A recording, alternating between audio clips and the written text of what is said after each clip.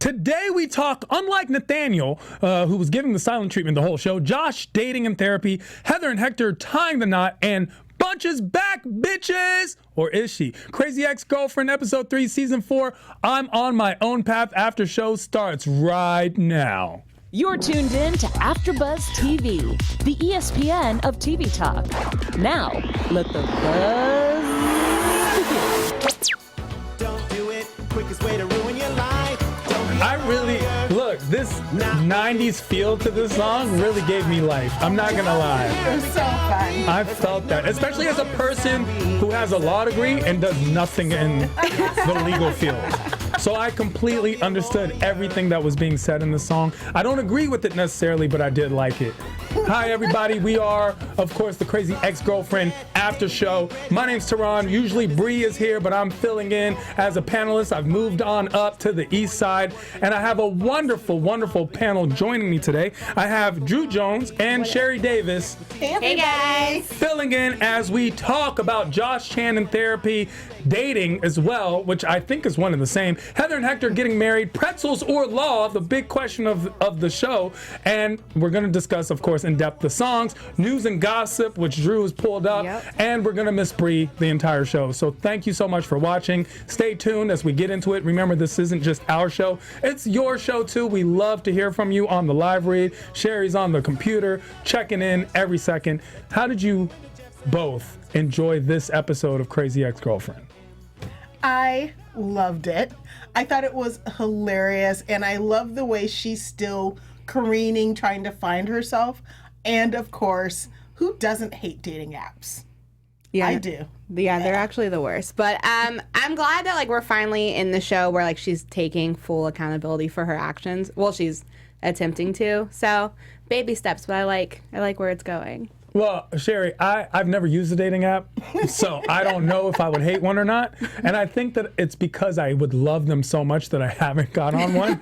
I'd be addicted.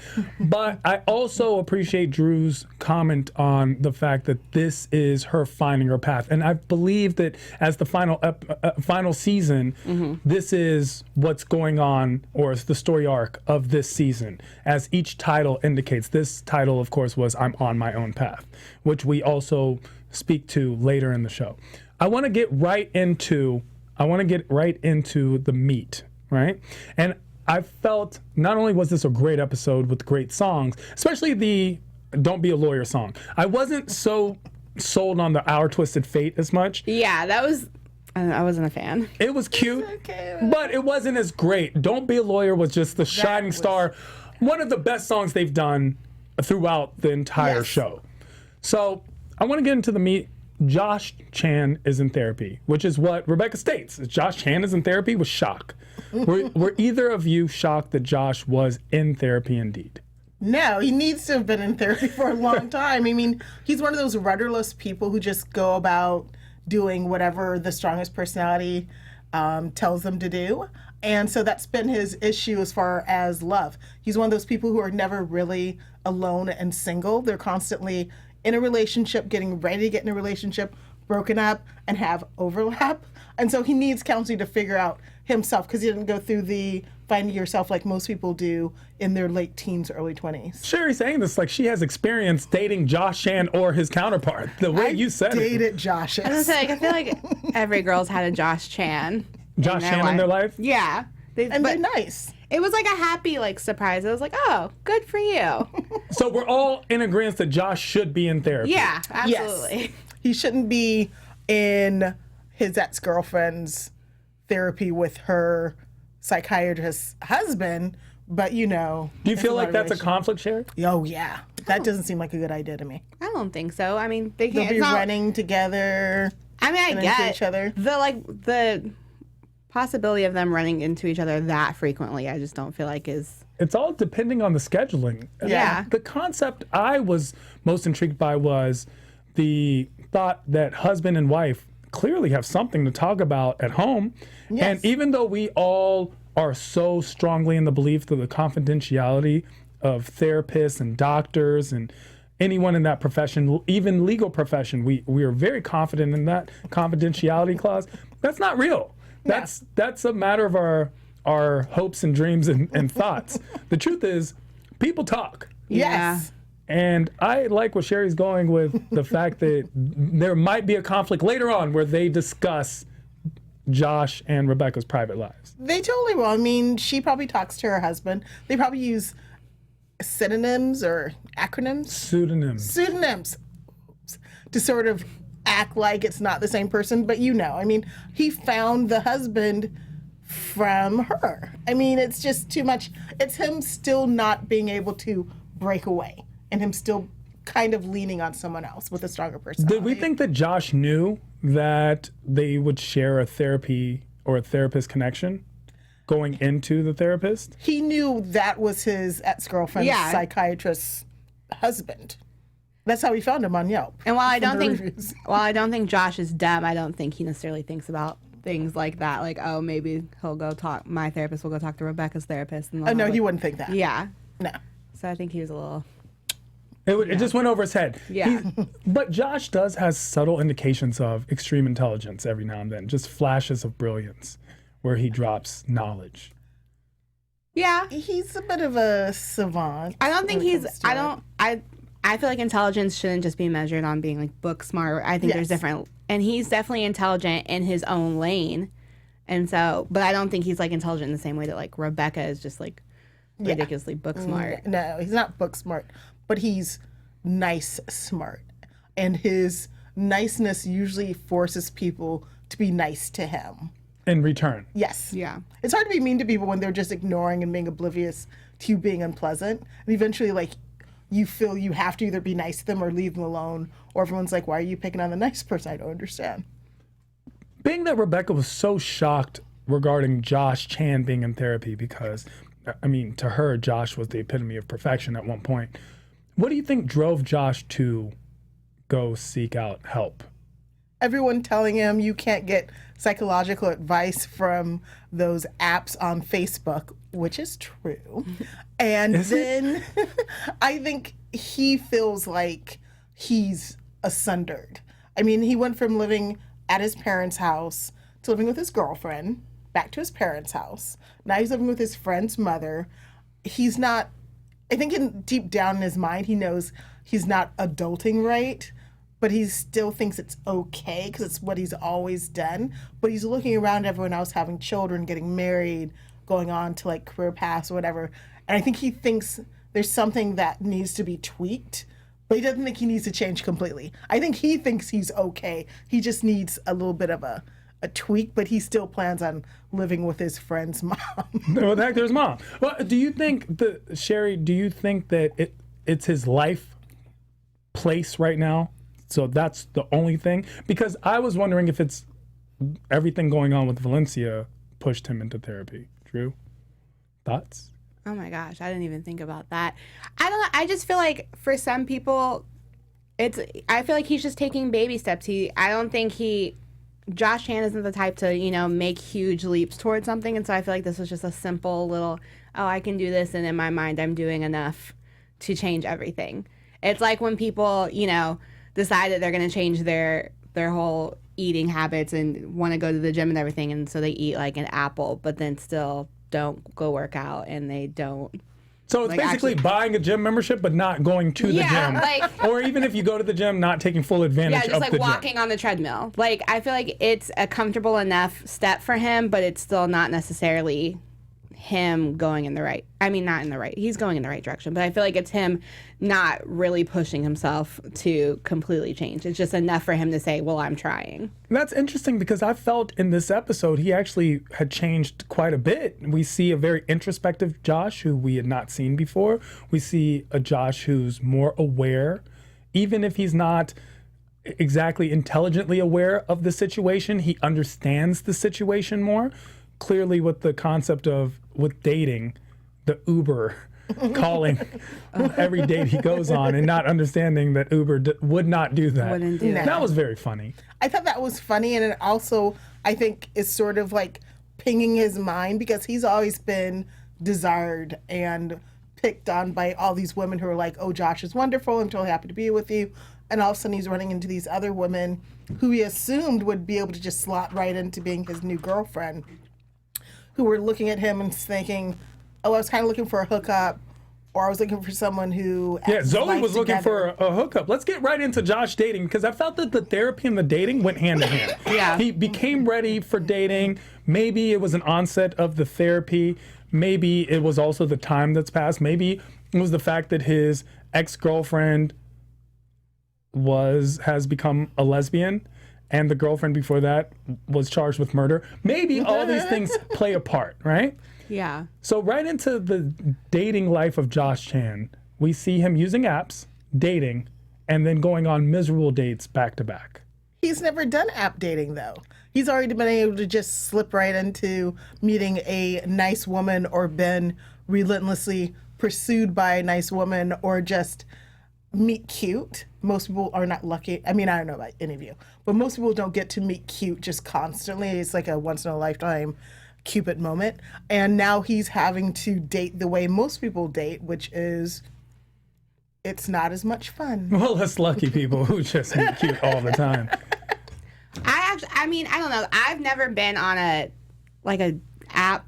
Like, I've been on the apps because I work in producing, and so like we look for people through dating apps, so I know what they look like and everything. But I've never been on a date from a dating app, and I feel like I people don't know, just, Drew. I'm pretty sure a friend of mine has swiped right or two. I mean, they probably swiped right on me. Okay, but we didn't go on a date because I've just never been on one. But I feel like people BS.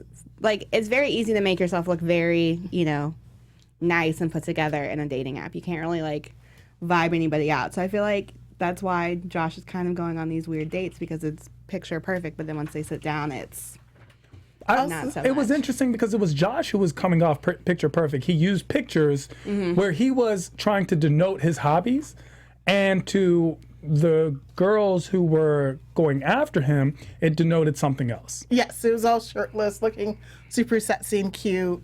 And Josh is very sexy and cute, so that was an easy thing to do. But also, Especially shirtless. Let's be honest. Shirtless Josh is Josh is a thing. like, yes. And Rebecca made some suggestions on his dating profile that I think were what she would look for. But since she doesn't date very well, she wasn't the person he should have asked to sort of. So Rebecca was the worst person to ask advice from and help choose. She did choose Zoe. Yes. Yes.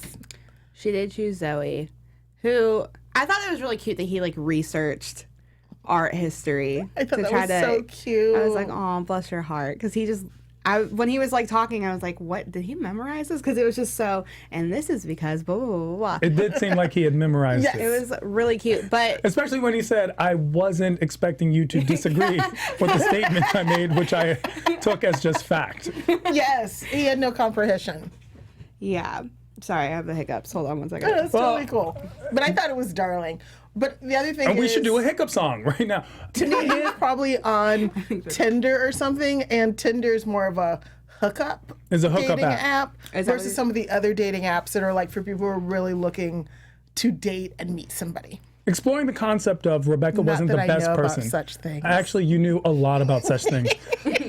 Exploring the concept that Rebecca wasn't the best person to ask. Rebecca did admittedly say she was not the best person to Yes. give advice, even though she offered it and was almost imposing in doing so. But then she did it anyway. Of course, that is the Rebecca way to do things. So, when we ask Rebecca, Drew, you had brought up that Rebecca isn't the best person. Why is Rebecca not a good date chooser? Actually, because I think Rebecca has a very like narrow, way of seeing things, and it's my way's right, and that's it. And so I think what works for her isn't necessarily going to work for Josh, but she obviously was trying to put what she thinks would work for Josh on Josh, and clearly that did not Yes. work well for him. Rebecca's an anomaly for the type of woman Josh usually ends up with anyway. I don't think he usually dates women as educated as that. He normally dates women who are, are high school graduates or went to trade school or What something. are we thinking of Valencia then? Valencia's. Valencia, I don't think. I know she graduated from high school. It sounds like, to me, Valencia seems like she went to community college or something. She could have gone to a 4-year college, but that wasn't what she was really interested in. Valencia comes off very intelligent to me. Yes. But I don't think that going to a certain college or going to community college, I don't think that defines, or not even going to college at all, I don't think that defines a person's like intelligence or, date ability. And I feel like that was the perfect example of him going on this date with this art history major who just wanted to get it in and leave. And she just automatically assumed because it was the art history major and she went to Brown that she was going to be wife material. And that wasn't the case. It's not so much that someone goes to a certain college or whatever. What I mean is as far as conversation and certain interests. So him trying to date someone who went to school and has a master's or PhD in art history, who may or may not want to date someone who is interested in art history as that. She may want to have someone for a casual hookup, so she doesn't care where they went to school or what they did. But usually people sort of are on the same level. Even if you haven't gone to college, you can self-educate yourself and be able to carry on a conversation about a variety of topics. But if that's not what you're interested in and you're trying to date someone who does like that, then that's going to cause problems. Unless you're only interested in hooking up with them or you don't listen to your significant other and you just think, oh, you're super hot, so I don't care what you say. Whatever. Well, I got the slight impression that Josh was looking for more than a hookup. Yes. Relationship. No, Josh He's is not not a the hookup hookup guy. person. No. Zoe was clearly interested in a hookup. Yes. Josh had the lane and did not take it. No, he's not really a hookup. Bang, wang, hang. Wait, no. Bang, wang. Bam, wang, bam. Wham, bam, thank you, ma'am. Yes. See, I don't know about such things. He's not a wham, bam. I have too much abundant knowledge of such things. Is that okay? Thank Josh you. is like a nice guy who he likes being in a relationship. And so that's what he's looking for. That's what he's into. But in all honesty, to me, Josh is someone that really needs to just date and just be single for a while and get to know himself. I'm hoping with his psychiatrist will like sort of bring to his attention, you go from relationship to relationship to you sort of leaning on someone all the time. You need to be alone for a little while, or at least even try and just date to figure out what your type is, since all the women he's dated have been kind of like take charge, push him in a certain direction to make him do certain things. You know, some men like that. Some men do, some men don't. What do we think as a panel that Josh's type or dream woman is, Drew? Josh's dream woman. Who would we choose for Josh? Is there any character right now on the show that we would choose for Josh? No. I don't think there's. Maybe, oh God, what's her name that works at the law firm that was Barry, Katie Barry? Oh, now I call her Katie Barry. Yeah. I feel like Katie Barry and Josh would maybe be a good couple. That's a good pairing. Sherry? I don't think I haven't really seen anyone on the show that would be good for Josh. But to me, a good person for Josh is someone who's sort of casual, who's equally chill, who just wants to be what I'd call happy. Josh likes someone who is physically active, gonna run around with him, play video games, sort of like a kid at heart, the way he's a kid at heart, but still an adult because Josh will work. He is responsible. He just needs someone to sort of like push him. But I really think that's what he's used to, but that isn't what he should end up with. What he should end up with someone who's more of a partner where they're both able to sort of like move forward without him having to look for a mom replacement or to be a mom wife or whatever. Well, maybe he needs to end up with Hector's mom. They do live together. He does think she's attractive. She is attractive. Things could happen. I don't know. That's definitely something we'll have for you in predictions. As Hector would not like that. Hector would not like that, but this show is all about that. In a prediction, I believe Drew has something to let all the AfterBuzzers know at home. Yes. Hey, AfterBuzzers, our network produces after shows for nearly all of your favorite TV shows, from dramas, reality, sci-fi, and more. There's no network that works harder to serve television fans, but we need your help. We're asking you to please subscribe to one or more channels, and by subscribing, YouTube will suggest content that's tailor-made for you, and you'll help AfterBuzz continue to grow. And don't even worry about those annoying notifications because you can turn them off. So hit the subscribe button, check out all of our AfterBuzz YouTube channels, and let us know what you think in the comments, and we'll thank you on air. For now, thank you for being the best fans and for helping us be the ESPN of TV talk. I would like to thank everyone for watching, share, and subscribe. We appreciate each and every one of you. Remember, this isn't our show, it's all of our show. We are a family here at AfterBuzz, and thank you for being a part of our family. speaking of family and, of course, dating, let's move one step beyond dating to Heather and Hector getting married. I love it. Was this a blown. shock to anyone else? I No. thought they really loved each other. I didn't realize they'd get married impulsively, but it was so cute. I loved it. Yeah, no, I loved it. I also wasn't really surprised by it because I feel like Heather especially is a very, I'm not going to do things traditionally. So why she saw that, they benefited from marriage. So she was like, let's get married. And it was kind of. Well, getting married because of insurance is such a millennial thing to do. I believe I stayed with a girl simply because I didn't know the Netflix password. Insurance is danged expensive once you get hurt. And that's just how it works. Right. Insurance is extremely expensive, and I love how they touch on a lot of subjects on the show. Yes. Of course, we all know about the concept of psychology and mental therapy and health, which is a big thing. Even Psychology Today wrote a whole report on. But not having insurance is also something a lot of people struggle with. We have something like 144 million Americans to this day have no type of insurance whatsoever, which is almost half the population, and probably even more. A lot of us just lie and say we have insurance, so I don't know. The concept is, was that a good enough reason to get married? I think it was already in the back of her mind, but I think when she realized he really wasn't going to the doctor because he didn't have insurance and he was just hoping it would get better, just made her think, I've been thinking about this in the back of my mind, let's just do it now, whatever. She doesn't need a traditional wedding. That's not something that's in her mind. It's something that he cared about. But as far as just getting married, I was like, I thought they were going to get married in a week or two. I didn't realize they were going to get married. Right then and there Well, he's when got to it get comes his toe up. fixed. So it's got to be ASAP. But I also feel like millennials don't really take marriage as seriously as generations before us have. So I don't know, it didn't seem that extreme to me. I was like, oh, yeah, that makes sense, And his toe was nasty. Like, he needed to get that. Oh, yeah. He needed That to get it checked out. checked. That He was needed to get bad. it checked. But I do want to was remind people, because they got married, everyone thinks in the church and towards the end, but they didn't get married at the church towards the end. They got married in a courthouse. And that's Yes. where people actually get married, because it's a contract between two people. The concept is it's almost a business arrangement, and that's why there's tax breaks given. With this marriage, do you think it will be a successful one between Heather and Hector, or are there problems on the horizon? I think it will be successful, because she has a good example of a long marriage in her own parents. Hector has the example of what didn't work with his. And they were true friends for a long time. Not even friends where he was trying to trick her into dating him. We're just straight up friends. And then all of a sudden they were like, oh, hey, we have things in common. Oh, hey, we find each other attractive. And then it slowly built. It wasn't like an impulsive or I'm going to hook up with you and, this is okay.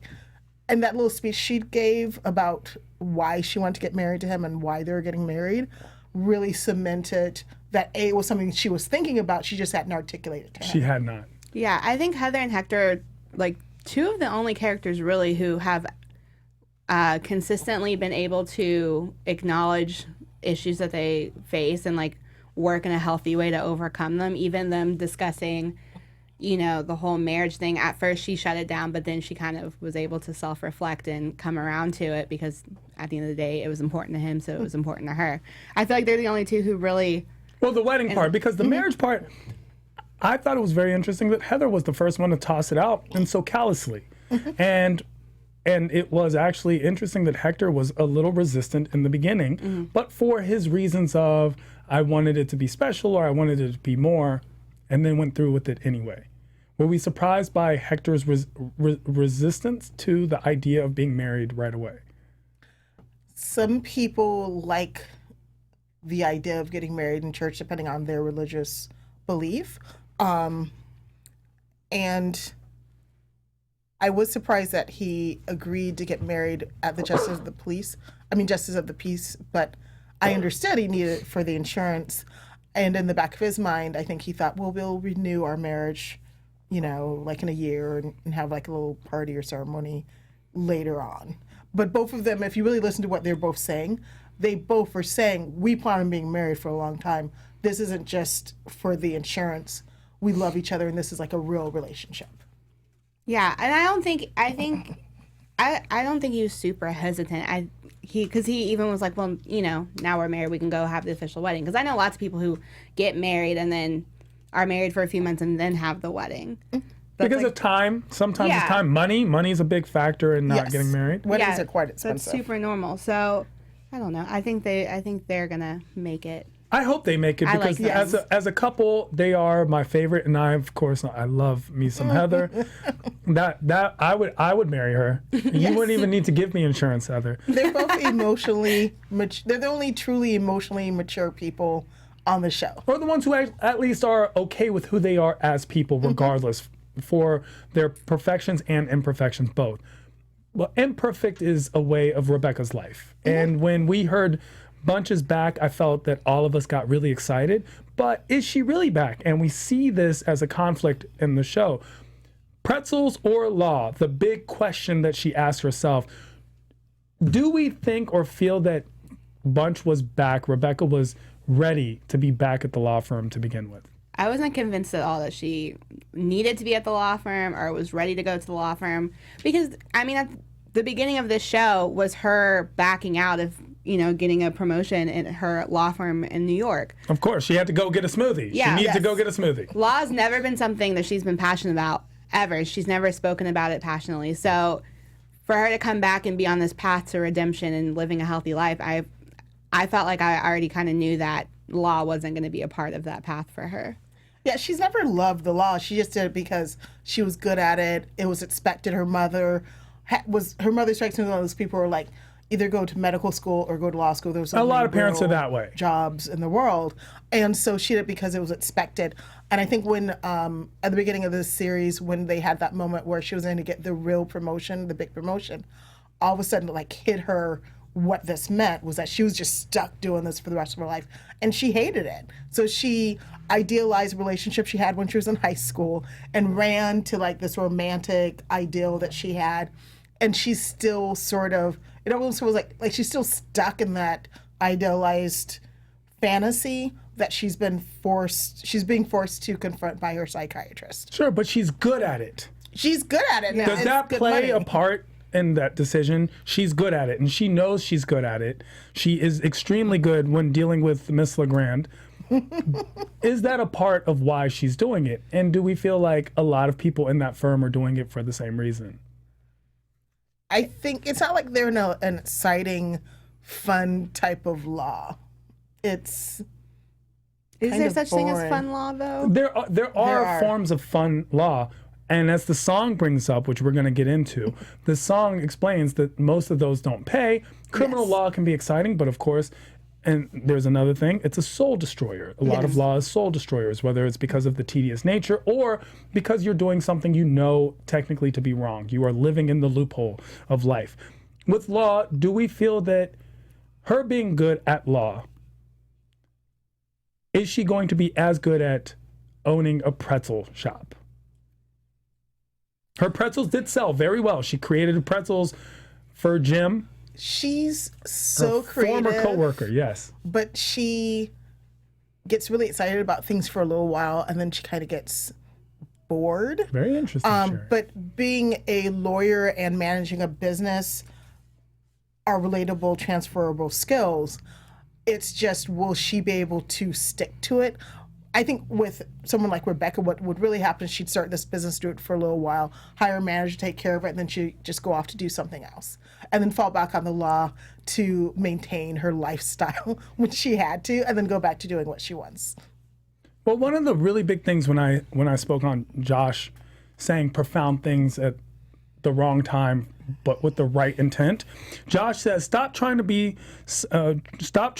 who someone else wants me to be, and be who I want to be. Yes. And that's where we see this epiphany within Rebecca herself, where she goes from law, lying about not getting her bar paper or using that as an excuse, working in the pretzel shop for Jim, and then at the what was it called? Pretzel Palace? Pretzel Central. Pretzel Central. And then going back to law. And then at the end, of course, deciding between pretzel or law, deciding pretzel. Deciding on pretzel. Rebecca's going through her own transformation. We also see a good transformation in Nathaniel and the silent treatment. What do we think about that? I like Nathaniel. Do you like Nathaniel? He's handsome. But is that all he needs to be for Rebecca, or to win her back? Because that's what he decides at the end. I think Nathaniel isn't a bad person. I think he had not the best dad sample as far as looking at someone in a good relationship and how to treat people. But I really think that them together kind of complement each other and they like each other, because she needs someone who's strong-willed that she can't bulldoze and run over completely. I'd like to see them together, but I kind of think they both need counseling to figure out how to become more emotionally mature and, I don't want to say the word stable, but more impulse control. I like Nathaniel. I just think in some way he's a little bit more polished. Drew, I'm shocked you like Nathaniel. I was sure you would be like, Nathaniel's no good for Rebecca. I think he's a little bit more polished version of Rebecca. I think he doesn't show his crazy in the same way that she does. But the only thing that really irks me with him is the, my dad sucks trope that we're kind of getting a lot from him. Like, well, I'm this way because of my dad. Like, a lot of us, didn't have the best parents, and we still have to function like normal human beings, and we still have to treat people nicely and whatever. And I feel like sometimes he kind of uses that as a crutch. And so if he gets that under control and, gets into some therapy, I think they would be. Maybe they should get a group therapy discount as a group. Like references. Do we think Nathaniel gets Rebecca back? I think he will. I think she likes him. She loves him. She's gotten to know him. She thinks, Rebecca's the type of person who thinks love is one where it's a lot of emotional upheaval. And having someone who's totally easy and pleasant will bore her after a while and isn't going to satisfy what she thinks of as love. Like, some people think love is somewhat abusive or emotionally upsetting or whatever. And when they find someone who's nice to them all the time, they're like, well, you don't really love me because you're not making me upset. You're not causing me extreme emotions.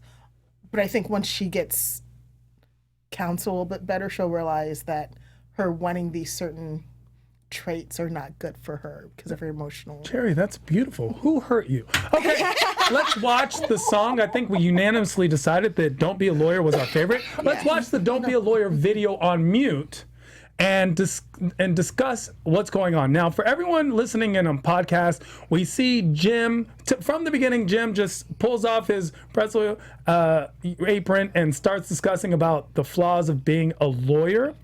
And it's very fun. It's a fun song. Some of the lines that I remember are the Ally McBeal reference, where lawyers don't look like Ally McBeal. We are all programmed to think that lawyers look a certain way or act a certain way or are a certain person. As a person who's been to law school, trust me, a lot of idiots in law school. Now, we also hear Jeff Sessions reference. We see the back on the chalkboard as they go into the classroom and start telling people not to be lawyers. We see the allowed items, very funny. And they're, of course, in 90s gear, which is colorful suits and ties and doing 90s dances. Very good, strong dance routine. We also see or hear lines like Soul Destroyer, which I referenced, but quickest way to ruin your life. Law is the quickest way to ruin your life. Thoughts? I have a few friends who are lawyers, and they've gotten very cynical since, we all graduated college and they went off to law school. They've gotten, pretty cynical. Law school itself is very difficult. I would say 3 years, especially the first year, because the first year is designated into weeding people out. They give you, basically they give you 48 hours of work to do, and you only have 24 hours to do it. So not only do you have to crash and cram every day, you also have to decide and prioritize what's important and what's not. Yeah, and that's totally understandable. And then if you're lawyers, focus on the law. So at least from what I've noticed, a lot of people get very black and white with situations. There's no, well, maybe, because like in law, it's either right or it's wrong. There's no. Well, that's the thing about the law. The law is one size fits all. Yeah. And you live within these loopholes, and it's meant to be that way, which is interesting, and it creates a lot of interesting discussions. Would you ever be a lawyer, Sherry? When I was in college, my professor told me I should go to law school because he said I didn't think linearly and would train me how to think properly. But I was like, It seems like a lot of money to teach me how to think like everybody else, so I didn't do it. I would like to be a lawyer, but I must admit, when I say I want to be a lawyer, I mean I want to be a TV lawyer. He's guilty. You know, the exciting, on fun TV, part. it seems very exciting Very and fun. exciting and fun. I wanted the law degree simply for my own edification and education. I feel that I enjoy being educated, and so I have a master's in law degree that I don't use whatsoever. Obviously, I do comedy. I do stand up. I do comedy. I do TV shows, and none of it applies, and yet all of it applies. So it's a very interesting dichotomy. I would advise, if you're interested in the law at home, you should go to law school. But just know what you're getting into. Maybe intern, maybe go and speak to some lawyers, but don't let someone else's blockings block your blessings. Let's get into some news and gossip. Yes, let's do it. AfterBuzz TV News. All right, so Scott Michael Foster, who plays Nathan on the show, opened up with Metro, and basically was just saying that he really appreciates that they can get into men's mental health because it's not something that's talked about a lot. Definitely. And so he said, I think Nathaniel's journey, it's not done yet, and no one's is. And the thing is, there's ups and downs. He's made some good strides, and then he's come back and revert to his old ways before. There's no happily ever after. And it's a constant struggle to work on yourself, but he's doing it, and I'm proud to portray a character like that. And then Bustle kind of just did a little article about Josh and Heather, and how Rebecca isn't the only one who's evolving that we've gotten to watch. They've been on the show since day one, and we've gotten to kind of see them both in their own ways go forward. And so Bustle just praised the show for letting us see, you know, different people's paths on their mental health journey. I personally appreciate the show for bringing up a lot of concepts that we don't speak about in society and amongst ourselves. So bravo to them, and thank you so much for Nathaniel for speaking up on it. And I will call him Nathaniel since both of you love him so much. Well, let's get into predictions. Of course, we did have the song Our Twisted Fate, which we didn't like as much. It was about the pretzels being a twist of fate and all the things that came along with it. Feel free to watch that video. What are your predictions for the upcoming episode and season arc, Cherry? I think that Josh is going to eventually move out and live by himself and not date anyone. I think he's going to be single for a little while. Single and not ready to mingle. Not ready to mingle. He needs to work on himself and spend some alone Josh time. Rebecca is going to play with the pretzel company, but she'll realize that it's too structured to work for a corporation. And so, as we saw in the final moments, she was opening up her own independent little like coffee, pretzel, whatever shop. She'll realize it's a little bit harder, but then she'll be able to utilize her law degree to get any rulings to be able to open everything up. I guess mine are going to go a little bit more towards how I want to see the season end. Okay, Drew. I would love to see Josh get out of West Covina and travel and kind of, you know, be a little bit more cultured and open his eyes to lots of possibilities. The feminist in me wants Rebecca not to end up with anyone and to just learn some type of, like, obviously she can't have complete self-love because it's just a 4-season show, but some type of, like, you know, happiness within, without a man. But since this is TV and, you know, no one cares about that, I think she's going to probably end up with, I would like to see her end up with Nathan if she's going to end up with somebody, because I think they do work in some weird, twisted way. Interesting. I think if any show is going to care about it on TV, it's going to be My Crazy Ex-Girlfriend, and I really like your idea of Rebecca ending up by herself. I do think that Josh ends up with Hector's mom. Maybe they go together. Maybe they together. do. Maybe they do. And that Nathaniel will try, but I think he's going to ultimately fail because of the Rebecca storyline of finding herself not within someone else, but within herself. I do want to know what you all think at home, so please write in the comments below your predictions for the show, any thoughts, questions, comments, concerns, favorite song lines, anything of that nature. And for our little quick poll that I want to go through, There were throws out of Rebecca to puns of the word narc, where we heard Narc Zuckerberg was a good one, Narcoposy, and by Narc Jacobs. What was your favorite narc pun? Love to hear from you below in the comments below. Thank you so much for being here with us today, and thank our wonderful panel for being with us here today. Where can people find you if you want to be found? Cherry _ on Twitter and on Instagram. And you guys can find me on all the things at OK Drew J. And I am Tehran, literally at I am Tehran, all across the board on social atmosphere. Bree, we miss you, we love you, can't wait to have you back. But from now till then, until we have episode 4, this has been the My Crazy Ex-Girlfriend after show, because she is my crazy ex-girlfriend. I'll see you guys next week. Our founder, Keven Undergaro, Phil Svitek, and me, Maria Menounos, would like to thank you for tuning in to AfterBuzz TV. Remember, we're not just the first, we're the biggest in the world, and we're the only destination for all your favorite TV shows. Whatever you crave, we've got it. So go to AfterBuzzTV.com and check out our lineup. Buzz you later. The views expressed herein are those of the hosts only and do not necessarily reflect the views of AfterBuzz TV or its owners or principals.